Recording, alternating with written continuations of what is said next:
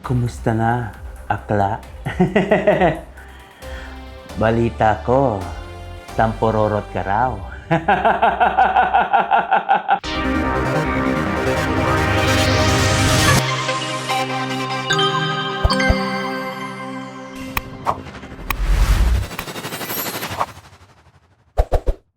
Hello everyone and welcome to Conservative PH Vibes!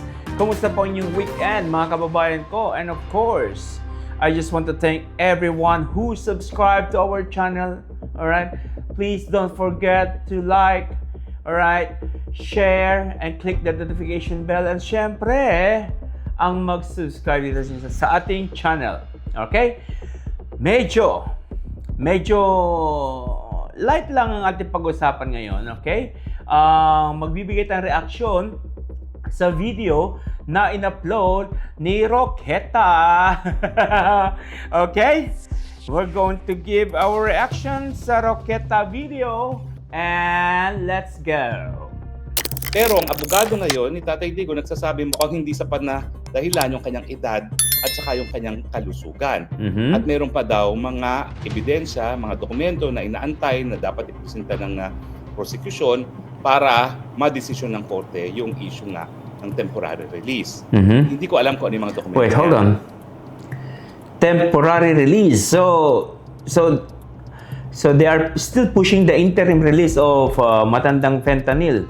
Pero sa pagkakaalam ko,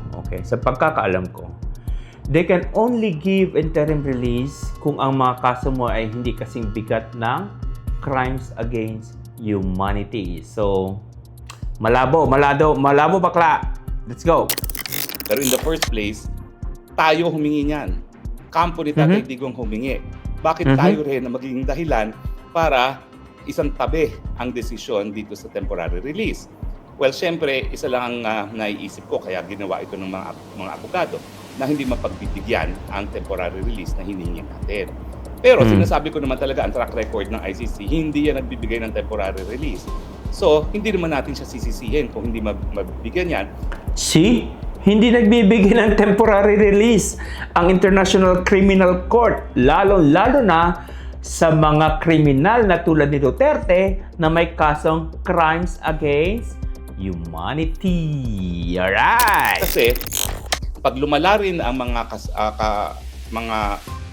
health issues ni Tatay Digong, yung minsan na hindi napagbigyan ang temporary release, ay hindi naman po yan balakid para later on, kung mayroong mga bagong circumstance, mabigyan siya ng temporary release. Ang sinasabi ko lang, medyo nahehelo ako sa strategiya kung meron man yung depensa ni Tatay Digong kasi siya humingi. Wait! Nahehelo daw siya. Aba, mukhang mukhang nakakatunog tayo ha. Na there is something between Kaufman team at saka kay Roqueta, okay? Na siguro nagkakaroon sila ng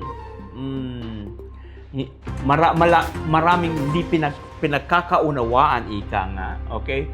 Siyempre si Roqueta, bida-bida. So madaling sabi, pag magbibigay yan ng suhestyon, sa depensa. Pero syempre, you're not part of the legal team, kumbaga. So why we're going to listen to your suggestions? Ngayon si Bakla, okay? Ito si Bakla, medyo tampororot, medyo sabi, aba, concern lang naman ako kay matandang fentanyl. Bakit hindi nyo man lang i-consider ang aking proposisyon? Okay, let's go. Siya rin ang nagsabing huwag magdesisyon. Bakit pa nag-file kung ayaw mo namang madesisyonan at meron ka pang inaantay ng mga dokumento? It's as if sinabi na ng depensa, o sige, huwag nyo munang desisyonan yan. Diyan muna si Tatay Digong hanggang lumabas ang mga dokumentong inaantay natin. So, bakit mo pa pinaasa naman yung tao, no? Na pagkatapos niya mag-antay... See? Parang sinasabi ni Roqueta na mali ang estratehiya ng depensa. Okay? Parang pinapalabas siya parang Pinapaasa nyo lang si Tatay Digong. Pinapaasa mo lang si Tatay Digong. You are wasting time. Okay? Your strategy is flawed. Sabi ni Roqueta. Why you are not listening to me? Why, Bella? Why? Okay, let's go. More than 100 days na ha. More than 100 days. 50 days bago nakasampa ng motion para ma-dismiss ang kaso on the basis of lack of jurisdiction. 100 days bago sila nag-file. Wait, hold on. So, mahigit isang daang ano na pala, araw si Digong sa kulungan. So sweet. Let's go. Para dito sa temporary release. Bakit mo pa pinaasa yung aking Tatay Digong na magkakaroon ng temporary release after 100 days Bossy. kung in the end, sasabihin mo rin pala, huwag mo munang desisyonan yan. It's as good as dapat hindi ka na nagsampa kung hindi mo rin naman gustong madesisyonan. Sa ngayon, dahil sa tingin mo, hindi mapagbibigyan. See? Sabi ni Roqueta, bakit mo pinapaasa naman ang aming Tatay Digong? Gonggong. Let's go. Yan. So yan po ay malungkot. Malungkot dahil ibig sabihin, mananatili na naman nakakulong si Tatay Digong na wala pang probable cause. Sinasabi ko sa inyo talaga, hindi katanggap-tanggap itong ganitong katagal na pre-trial detention. Bakit sinasabi kong pre-trial detention? Kasi nga wala pang probable cause at wala pang trial on the merits, and yet nakakulong na doon si Tatay Wait, Digong. hold on. Walang probable cause. Oh well, Roqueta, kung pinagbabatayan mo ang sistema ng ating hustisya sa Pilipinas, it's so different with International Criminal Court. They can detain you, okay, without probable cause as long as they have a efficient channeling. I don't know. Oh my God, I'm so done with this legal enemy. Let's go. At hindi gaya ng ibang mga preso na pwedeng bisitahin ng mga kaibigan. Anong walang merits? Merong tinatawag nilang complainant. Siyempre, pag may complainant, may ebidensya, may prosecution, may prosecutor, di ba? Shush. Abay, ang dalaw ni Tatay Digong ay tanging pamilya lamang. Bakit? Ano ang kinatatakot nila? Tanging pamilya. Again, Roqueta, International Criminal Court is so different from a normal court. Para ka namang hindi abogado, Brad. And take note, ang nililitis nila sa International Criminal Court are not petty crimes. Ang nililitis nila dyan is crimes against humanity, genocide, and whatsoever. Kumbaga, crime in a big scale. At yung mga naka-detain dyan sa International Criminal Court are not a normal human being. They are formerly head of states or mga generals, di ba? Yung mga warlords. Hindi lang naman eme-eme na criminal lang ang nasa International Criminal Court. At yung mga kaso ng jaywalking. Okay? Yung mga nakakulong dyan, na tulad ni Matandang Fentanyl, ay mga kriminal. Malalaking kriminal. Mga malalaking taong kriminal. Okay? Let me emphasize that one. Kriminal. Malalaking kriminal. Sa mga kaibigan ni Tatay Digong, gaya ni Harry Roque. O, di ba? Samantalang sa Muntinlupa, hindi naman family lang ang pupwedeng. Hindi sila takot sa inyo, wala lang silang pakialam sa inyo. Okay? Bumisita. Meron pang pastor, meron mga pare. Hindi lang family yung... Ay, ang hirap kausap ni bakla. Yung mga kaibigan. Walang hadlang para siya bisitahin ng ibang tao dahil wala pa naman napapatunay ang pagkakasala ang Tatay Digong. Wala pa nga probable cause. Tapos, pagbabawalan yung bumisita ang hindi pamilya. Ewan ko ba kung anong nangyayari dito sa ICC na ito, pero hindi talaga makatarungan ng siste. Wait, hold on. Itong ginagawa ni Harry Roque na to ay hindi makakatulong kay Digong to. Instead, okay, medyo bibisitin mo lalo ang korte, okay, at magbibigay ng desisyon na hindi papabor sa inyo. sa ginagawa ninyong pag-rally-rally sa tapat ng ICC at sa mga paggawa nyo ng mga ganitong klaseng content, okay, na you're bashing and you're questioning the court, aba, good luck kay Duterte. Good luck, my friend. Let's go. Na wala pang probable cause, nakakulong ka na at napakatagal ng panahon na lumilipas dito nga sa tinatawag natin pre-trial detention na wala pang napapatunayang probable cause, kulong ng kulong na sa akusado. Hindi po makatarungan. Hapon po, nagkaroon ng pag-rally muli para hingin ng pagpapalaya ni Tatay Digong. Wala po ako doon dahil meron po akong kapatid. Wait. See? Rally. Muli. You think makakatuloy yung rally nyo yan sa harapan ng ICC? Malabo, Brad. Malabo. Let's go. Bisita, meron kaming galing po sa ibang bansa at meron kaming ginawa. Pero sa akin nga po, well, talaga pong ang remedyo wala para si Roque siya doon. ay mapalaya. Nakasalalay po yan sa legal na proseso at kung hindi po makukuha yan sa legal na proseso sa ICC, gumamit ng ibang legal na proseso. At yun naman aking manumukari na hindi na pagbibigyan ng pagkakas. Wait, hold on. Legal na proseso. So, you mother fathers are thinking other ways to para i-prove na ang pagka-inosente ni Matantang Pentanel sa International Criminal Court. Of course, it's all a legal. See, eto, ganito yan eh. Kaufman, okay, yung lead ng defense, okay, and Roque, okay, every time Roque suggesting to Kaufman what to do, okay, tinatabla siya ni Kaufman. Pero syempre, itong mga Duterte, itong sila Buday, sila ang binabayaran nila, hindi naman si Roque, si Kaufman, okay? So makikinig sila dyan, okay? Kung sabi ni Kaufman, tell this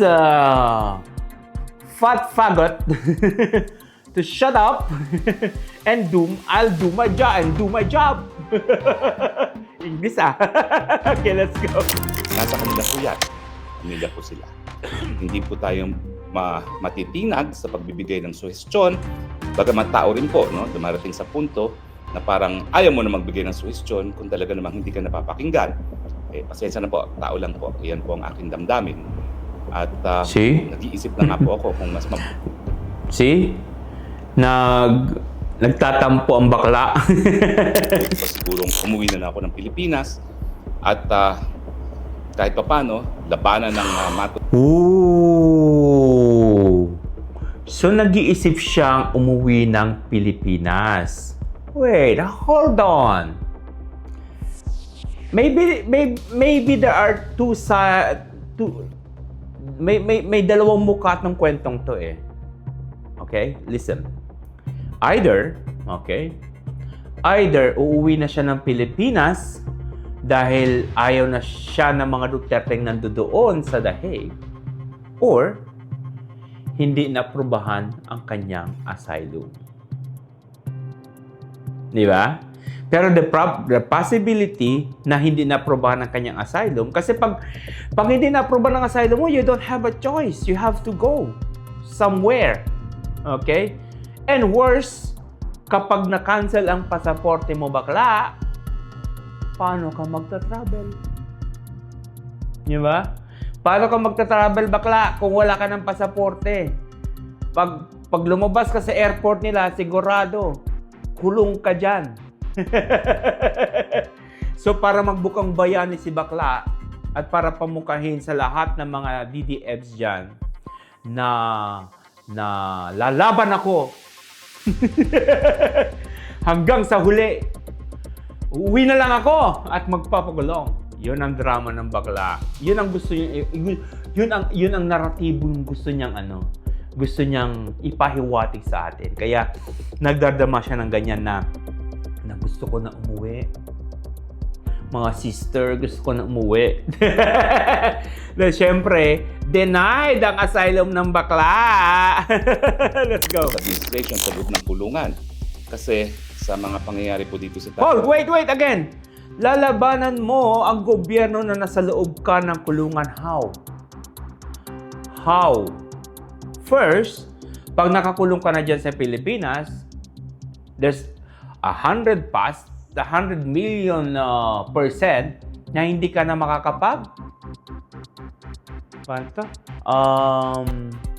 gawa ng content na tulad ng ginagawa mo ngayon. That's 100% sure. Okay? Paano mo lalabanan ang gobyerno na hindi ka magbubunga nga? Sige nga.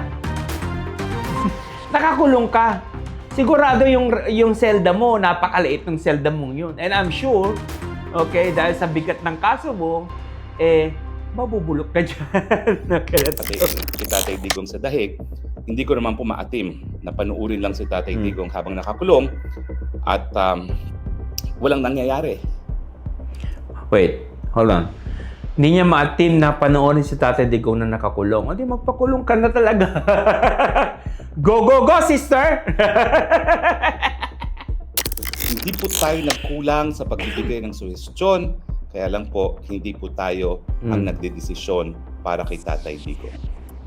So, ganyan pong ka-frustrated ako at iniisip ko nga, siguro mas mabuting labanan na yung aking walang saysay na kaso sa Pilipinas at labanan si Marcos dyan sa Pilipinas muli. Dahil kayo namang mga Pilipino, ano ba yan? 2 taon na ako nagsasalita, nagwawakwak dyan sa Marcos ngayon na nagsasabi na wala nang dahilan para magpatuloy pang mamuno ang tao na wala sa tamang pag-iisip. Wala namang gumagalaw dyan sa Pilipinas. Hindi po krimen. Wait. So, sinasabi ni Roqueta, ni Bakla, na kayong mga DD shit, mga DDEBs dyan sa Pilipinas, mga wala kayong kwenta at wala kayong ginagawa. Yan, hindi galing sa akin. Ay, sorry. Hindi galing sa akin yan. Galing yan kay Roqueta na kayong mga DDEBs dyan sa Pilipinas, wala kayong kakwenta-kwenta. Okay, let's go. Kung hihingin natin ang pagbibitiw ng isang presidenteng walang saysay, ngayon po, papunta siya sa Estados Unidos. Hindi natin alam kung anong gagawin niya. Ang gusto po nila ay pumasok tayo sa hindi natin alam kung anong gagawin niya. Are you kidding me? Are you kidding me? Hindi ka ba nanonood? Hindi ka nagbabasa? Kung ano ang purpose ni Bongit, ni Manong Bongbong, pagpunta sa Amerika? Ano yung makikipagtsikahan lang kay Donald Trump? Pumunta siya doon dahil sa tariff. Okay? Dahil before it was 17% and Trump just, increase it into 20%. Kaya pumunta tong si Marcos doon. Katarungang trade agreement sa Amerika na hindi tayo papayag na magkaroon ng mas malayang kalakalan sa kahit anong bansa na hindi kakampi ng Amerika. Pipigilan po nila yung free trade natin sa bansang China, samantalang ang pinakamalaking pinanggagalingan ng mga inaangkat natin mga produkto ay sa China. At wait, hold on. Inaangkat, that means import of products. And what is the tariff for? Sa mga ine-export natin sa Amerika. Okay? So, Trump and his, I can say, trade wars against China is playing on this, in this tariff shenanigans. Okay, wala tayong magagawa. Ganun talaga decision ni Trump. May trade war siya against China, against India. I think India is higher tariff than Philippines. And I think Philippines isa sa mga pinakamababang taripa. Kumbaga ganito yan yung mga patis natin o yung mga in-export natin sa Pilipinas papuntang Amerika, okay, may dagdag yan na 20%. So ibig sabihin tataas talaga ang cost. Okay? Cost ng mga produkto natin pag binenta na natin doon sa Jumerica. Okay?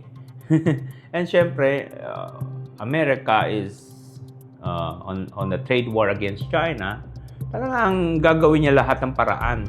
Hindi lang naman Pilipinas sa apektado sa tariff na yan. Buong mundo. Japan, Indonesia, Malaysia. Okay, let's go. Kung mawawala ang mga taripa ng mga kalakal na binibili natin sa China, mas mumura po yan at maging mas mabuti sa ating mga kababayan. And yet, isa yan sa hinihingay ng Amerika. Okay. Alright. So, sa pinalalabas na Roqueta when it comes into the tariff drama, okay, makikita mo kung saan ang pwesto ng kanyang mukha. Nasa mukha ng China, okay? At ang China, alam naman natin lahat kung ano ginagawa ng China is pinipresyon niya ang Pilipinas, okay? Sa pagkuha ng ating mga teritoryo sa West Philippine Sea, okay? And the obstructionists, which are the Dutertes, they are pro-China. So ano pang isipin mo when it comes into the relation of United States and the Philippines? Siyempre, they will go against it, di ba? Pero siyempre, ang episode na to is all about Roque, okay?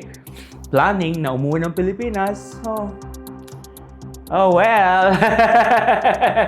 Sa dami-dami na nag-around the world ka bakla, inubos mo ang Middle East. Saka ka pumunta ng Europa.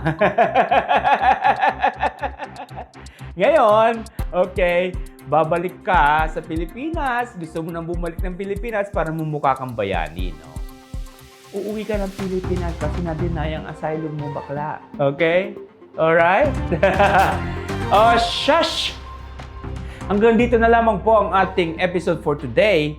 And I already have a topic for tomorrow. Okay? This is all about International Criminal Court. Okay? We're going to give reaction to one of, I can say, well-crafted. Okay? Very short documentary, well-crafted. And they explain detail per detail, okay? Kung ano ang International Criminal Court and the Dutertes. Okay? At maraming salamat po muli. Please guys, don't forget to like, subscribe, and click the notification bell upang sa ganun ay ma-notify po kayo pag may bago tayong programa or bagong video tulad nito. Maraming salamat po and push!